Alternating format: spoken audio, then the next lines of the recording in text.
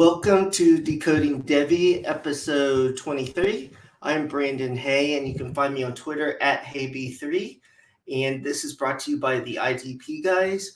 Please make sure to check out the YouTube channel and subscribe. So, a couple weeks ago, the last episode was me going over the Devy Rankings 51 through 100.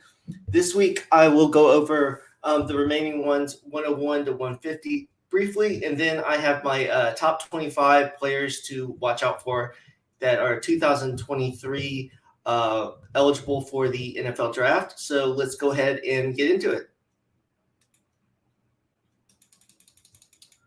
All right, there we go. So 100 to 150. So first, I'm just going to highlight some of these. We have Eric Gilbert getting back into the list. He looked pretty good in the spring game for Georgia. And if he can get back to, whatever was keeping him off the field, then, Georgia has all those tight ends, but he definitely could be a great Devy asset that most people probably drafted, when he was on the process of transferring from LSU to Florida or to Georgia. So he's another one. Another tight end, Sam Laporta out of Iowa. They've had a good track record in the NFL. Also, Kanata Mumpfield transferring to Pittsburgh with Jordan Addison leaving. He could be a major player at Pittsburgh. And then from 111 to 120, couple of running backs, Tavian Thomas from Utah, very hard runner. Utah's got some running backs in the NFL lately. Lorenzo Styles Jr. for Notre Dame, a wide receiver. I'm not as high on him, but I know a lot of people really like him. A lot of wide receivers on this list. Bo Collins from Clemson. Hopefully they can get that passing game together. Then a couple of freshmen that I really like. Chris Marshall with Texas A&M. Overshadowed by Evan Stewart, but they have a couple good ones there if they can get that passing attack going. DJ Allen with TCU. TCU's talked about, one of the freshman wide receivers getting a chance to play early there.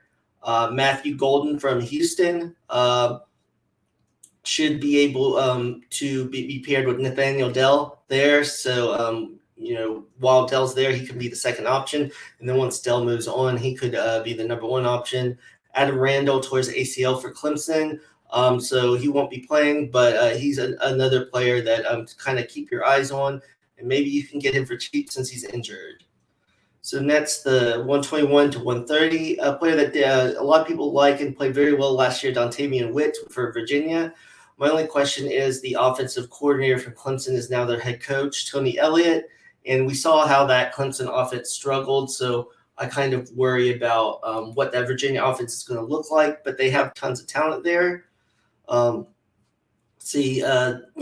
Alabama receiver in Christian Leary. With the transfers, we're kind of unsure how that's going to go. Someone that, a lot of people like, Troy Franklin at Oregon, but the passing offense hasn't been great there as of late. They do have a new coaching staff, and Jaden Haselwood, transfer from Oklahoma, dealt with some injuries and inconsistency. Maybe at Arkansas, he can take over a main role there, even though they're a run-heavy team. So now we're going through 131 through 140. There's some players on here that are good college producers that we're not totally sure what they'll look like at NFL, like Rasheen Ali at Marshall, very good, but what will he be in the NFL? Mo Ibrahim, great producer at Minnesota, got hurt last year with Achilles, but he'll be back this year. So he's worth, probably a late pick, possibly. Or if you already have him, go ahead and keep him. He might make a roster. Eric Gray went to Oklahoma last year, didn't really do a whole lot, so there's kind of questions about him. Austin Stodner transferred from Oklahoma to South Carolina. That offense might look a little better this year. Keon Slovis went to Pittsburgh.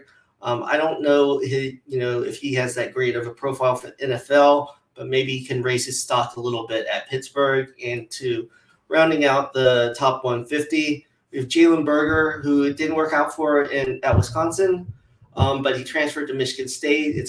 We're unsure about who's really going to take over that role. It might be, multiple players, but they do want to run the ball, so he might be able to kind of pick up a little bit where Kenneth Walker left off. Then we got some players near at the bottom. Jaden Daniels went to LSU, but doesn't sound like he's going to be the starter, but they'll have packages for him. So he's really falling. So if he does ever get to start and puts up some numbers, he would probably be a good candidate to try to trade and get whatever you can for. Jaleel Billingsley, tight end from Alabama, transferred to Texas. So it'll be interesting what he can do there. So, that rounds out the top 150. Well, another one, Joseph Nagata, Clemson, kind of seeing what he has. So now we'll go into the top 25 for IDP. I'm going to do a larger list of just not 2023 eligible players, but this is the top 25 as of now. So I just want to make sure everyone can see this. And there we go. So first is a pretty easy Will Anderson for Alabama, linebacker. He had 17 and a half sacks last year, 31 tackles for loss. A lot of people thought he should have gotten more votes for Heisman and finished second at the very least instead of Aiden Hutchinson because he had more sacks, over 100 tackles. He's a defensive monster. He's going to continue to put up huge numbers. You're going to see a lot on this list of Alabama and Georgia and Clemson, just like it has been the past few years. Next is Miles Murphy, another, edge player from Clemson.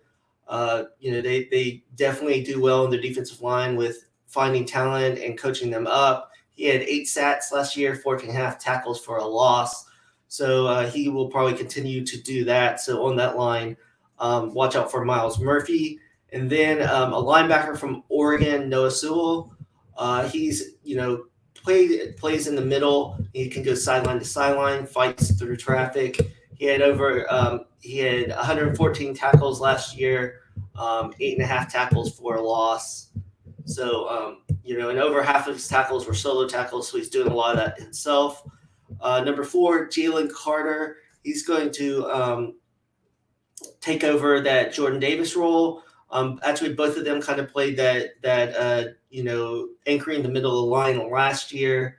Jalen Carter had ended up with 3 sacks, 8.5 tackles for a loss. So, they were talking about in the spring game, and even on tape, he's just such a big athletic player. So he should be able to do a lot of the same things that him and Jordan Davis did last year. But the question is, will they have someone else to kind of split time? And if not, can Jalen Carter be in there as much and be as effective? Another player from Georgia is Nolan Smith. He finally kind of got that production going last year. 4.5 sacks, 8 tackles for a loss, 53 tackles. So with them losing some of those defensive players, Nolan Smith really needs to step up this year, and hopefully his production will continue to grow. And then he definitely could be rising up draft boards. Next is Jordan Battle, safety from Alabama. He's not only can play well in coverage, he has good play recognition, can close quickly on the ball, sure tackler. He had 3 interceptions last year. He could blitz some. He had 85 tackles, so obviously he's always involved. Next is an edge player, Isaiah Foskey. He uses his hands well to get past the blockers. Some things he does that he needs to work on is he can run himself out of the play. But he had 9.5 sacks last year, 52 tackles.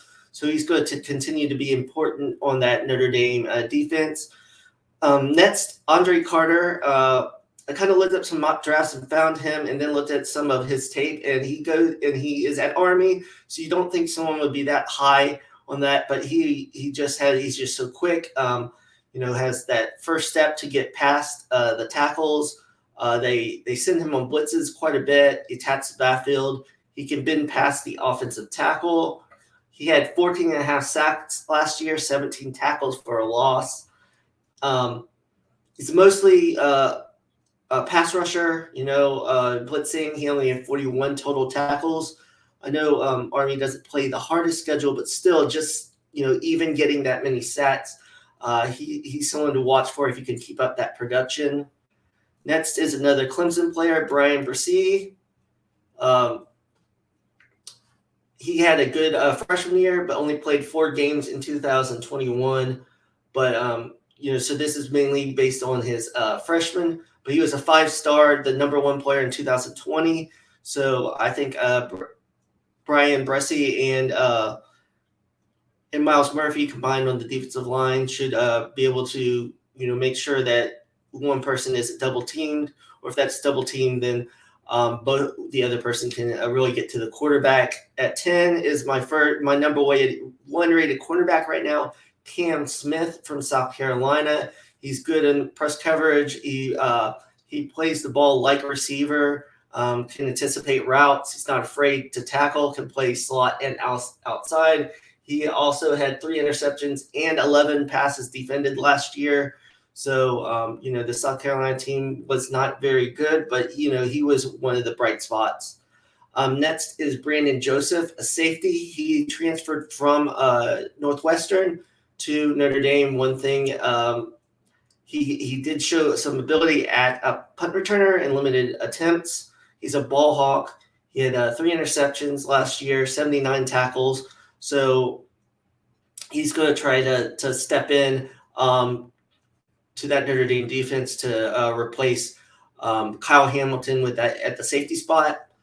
And then 12 is my next corner, Keely Ringo for Georgia. He had the big play against Alabama in the national championship game where he had the interception for a touchdown. He's a good tackler. He can play zone and man. Did not play his freshman year, but last year he had 8 passes defended and 2 interceptions, and we saw how great that defense was. And he also is a fair tackler. He had 34 tackles last year. Next, another player from Alabama, linebacker Henry To'oTo'o. He transferred from Tennessee, and his best year was in 2021. He's another player like Sewell that can go sideline to sideline, solid in coverage. He had 4 sacks, but over 100 tackles. So he definitely, is someone that is always around the ball, playing in the middle. Next is linebacker Trenton Simpson from Clemson. He can blitz from different spots, can weave through traffic. James Skalski and Balin Spector, who played in the middle for Clemson, are now gone. So he's going to get even more time in the middle. Even with them there, he had 6.5 sacks last year and 12.5 tackles for a loss, 65 tackles. So he's going to help anchor that Clemson defense. Next is Antonio Johnson, a safety from Texas A&M, kind of underrated. He's got the quick burst off the edge, as he had 8.5 tackles for a loss, 79 total tackles, 5 passes defended. He's very much in the same breath as Jordan Battle, and they both can play the run, hard hitters, but also can be very good in coverage. Next is a player I like from Kansas State, Felix. I'm going to say this right, Anadot Uzoma. He just hyphenated his name last year. He has good frame. He has a nice spin move and can spin off blockers. He just is relentless, doesn't give up. He was a 3-star, so he's really worked into being a very good player. He had 11 sacks last year, 14.5 tackles for a loss. So he's a very good player off the edge. So we'll see if he can keep that production up. Then he might, be a day 1 or day 2 pick. Next is Derek Hall from Auburn. He's more of a stand-up player, probably would be a linebacker in the 3-4 in the NFL. He has quickness off the edge. If he can kind of get past the tackle, he's very disruptive, but sometimes he gets pushed around, so he needs to work on some more different moves. But he did have 9 sacks and 12.5 tackles for a loss for Auburn and SEC. Another player is so at Florida, Gervon Dexter. Their defense wasn't very good, and he doesn't have a ton of stats, but he's powerful and on the The little film I could see, he's powerful. He's, like I said, powerful, and he has the burst to get in the backfield. He can play inside and still be disruptive. So he's more of a player looking more at the skill and traits, and hope that with the new coaching staff, he can really show some things this year and hopefully get some good draft capital. Clark Phillips from Utah, corner. They've had some good corners there. He was a 4-star, top 6 cornerback. He plays through receivers' hands, is able to knock it through their hands. And watching that, even though Utah struggled against Ohio State in the bowl game, he played well and had an interception and knocked one ball down. He had 13 passes defended against those talented Ohio State receivers. It was more the other corners that really let them down, but he played well. And number 20 is Eli Ricks. He was at LSU, but he transferred to Alabama. He had a very good freshman season with 4 interceptions, but like most of LSU's defense, they really struggled last year, kind of gave up. So hopefully at Alabama, he can show more of that skill and get back to where he was, because he was a lockdown corner at LSU his freshman year. Next is B.J. Ojulari at LSU. He gets stopped at the point of attack at times. So he's not great against the run. So he kind of reminds me a little bit of Lavon Chason, who got drafted by the Jaguars. That's kind of still finding his role on the team, and needs to work on other things. But when he can get doesn't get blocked or stood up at the line, he's very impressive and disruptive. Another player, Zach Harrison, 5-star player in 2019.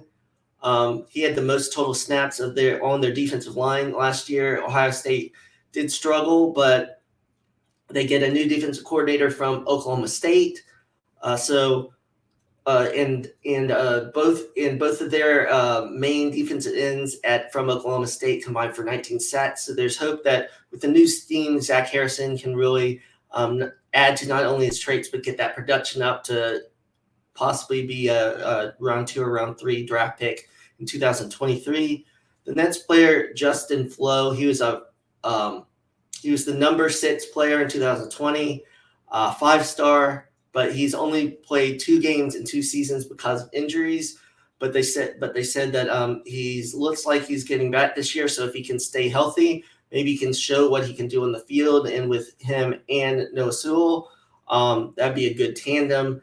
And so his is really just if he can stay healthy.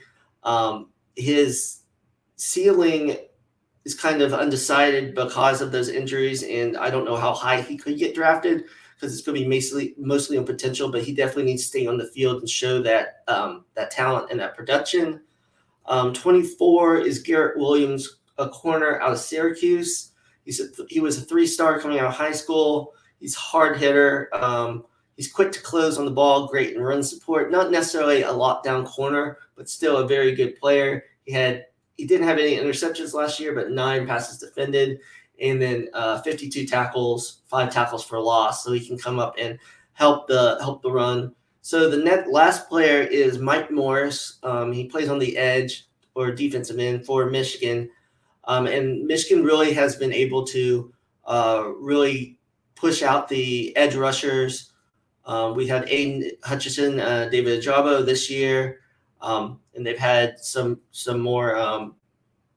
Quite a few players, in the past with Chase Winovich, Rashawn Gary, Kwity Paye. So they've really been able to coach them up. And in the spring game, they were raving about Mike Morris and how he's going to be the next guy up. So he's just someone at the end I wanted to just give a heads up to watch out to see Mike Morris. He might be able to kind of push up like a lot of those defenders in the past, like a Kwity Paye, who came in, very not as highly ranked, but was able to work and get production and showed things on tape to eventually get picked in the first round.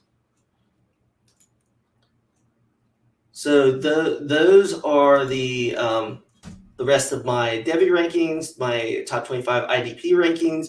I'll have a larger list of that include freshmen and sophomores, other players not that are not eligible for the 2023 NFL draft for those IDPs, but those are the rankings for now. So thank you for watching or listening.